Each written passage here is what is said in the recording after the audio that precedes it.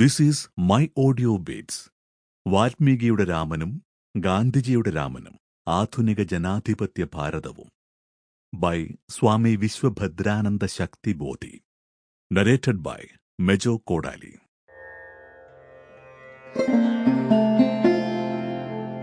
വാൽമീകിയുടെ രാമനും ഗാന്ധിജിയുടെ രാമനും ആധുനിക ജനാധിപത്യ ഭാരതവും. രചന സ്വാമി വിശ്വഭദ്രാനന്ദ ശക്തിബോധി. സമർപ്പണം രാമഭക്തയായിരുന്ന അമ്മ ചെറാട്ടു സരോജിനി അമ്മയ്ക്കും രാമഹൃദയം കണ്ടെത്തി കാണിച്ചു തന്ന ഗുരുനാഥൻ മഹർഷി കവി കൃഷ്ണകുമാർജിക്കും ഈ രാമവിചാര ഗ്രന്ഥം സാദരം സമർപ്പിക്കുന്നു. രാമഭക്തയായ അമ്മയും രാമഹൃദയം കണ്ട ഗുരുനാഥനും. ഒരു രാമഭക്തയുടെ മകൻ എന്നതിനാലാണ് എന്റെ പൂർവാശ്രമത്തിലെ പേര് രാമചന്ദ്രൻ എന്നാകാൻ കാരണം. എന്റെ അമ്മ ശബരിയെപ്പോലൊരു രാമഭക്തയായിരുന്നു. സ്വയം കടിച്ചു നോക്കി രുചിയുള്ളതെന്ന് ഉറപ്പുവരുത്തിയ ശേഷം ആ പഴങ്ങൾ രാമന് സമർപ്പിക്കാനാകും വിധം നിഷ്കളങ്കതയും സ്വാതന്ത്ര്യവുമുള്ള ഭക്തിജീവിതമായിരുന്നല്ലോ ശബരിയുടേത്.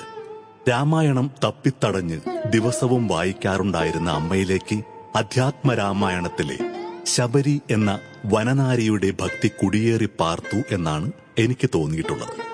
അവരെന്നും ശ്രീരാമചന്ദ്രന്റെ പട്ടാഭിഷേകം ചിത്രീകരിച്ച ഫോട്ടോയിൽ മാല കെട്ടി ചാർത്തുമായിരുന്നു.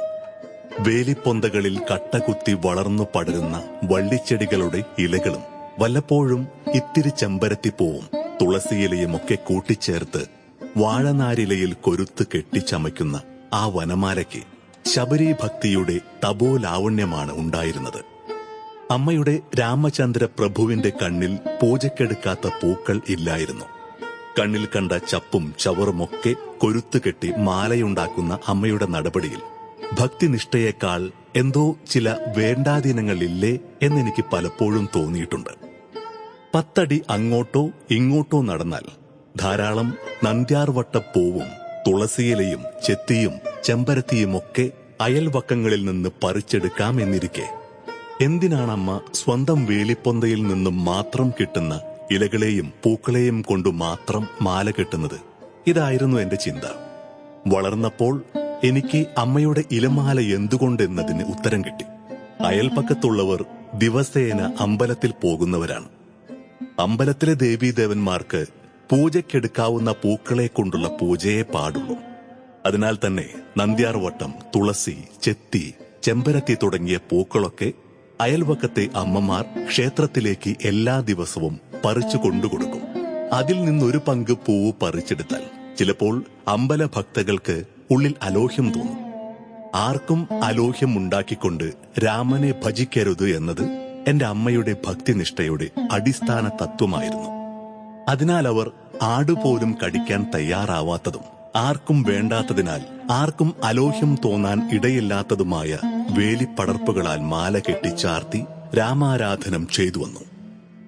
ആർക്കും അലോഹ്യം ഉണ്ടാക്കാതെ വേണം രാമഭജനം ചെയ്യാൻ എന്ന നിഷ്ഠയുള്ളതിനാൽ തന്നെ എന്റെ അമ്മ ഹരേ രാമ രാമ രാമ രാമ രാമ ഹരേ ഹരേ എന്ന് ഉറക്കെ ജപിക്കുന്നത് പോലും ഞാൻ കേട്ടിട്ടില്ല.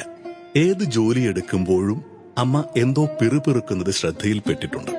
വല്ല ചെറുവട്ടും പിടിച്ചോ അമ്മയ്ക്ക് എന്ന ചിന്തയോടെ അമ്മ പിറുപിറുക്കുന്നത് എന്തെന്ന് ശ്രദ്ധിച്ചപ്പോഴാണ് അമ്മ പിറുപിറുക്കുന്നത് രാമ രാമ രാമ എന്നാണെന്ന് മനസ്സിലാക്കാനായത്.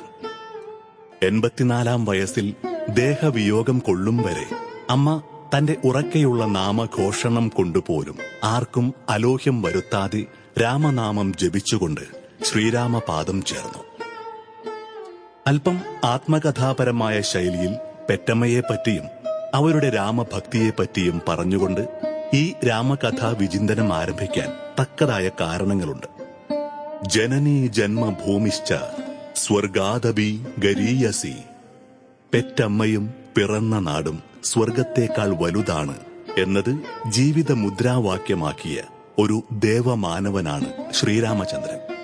അതുകൊണ്ട് തന്നെ ശ്രീരാമനെക്കുറിച്ച് എഴുതാൻ തുടങ്ങുമ്പോൾ പെറ്റമ്മയെക്കുറിച്ച് ചില സ്മരണാക്ഷരങ്ങൾ കുറിച്ചുകൊണ്ട് തുടങ്ങുന്നത് ന്യായയുക്തമായിരിക്കും എന്ന് തോന്നി. മറ്റൊരു കാരണം രാമഭക്തയായ പെറ്റമ്മയെ അനുസ്മരിച്ചുകൊണ്ട് ഈ Sample complete. Ready to continue?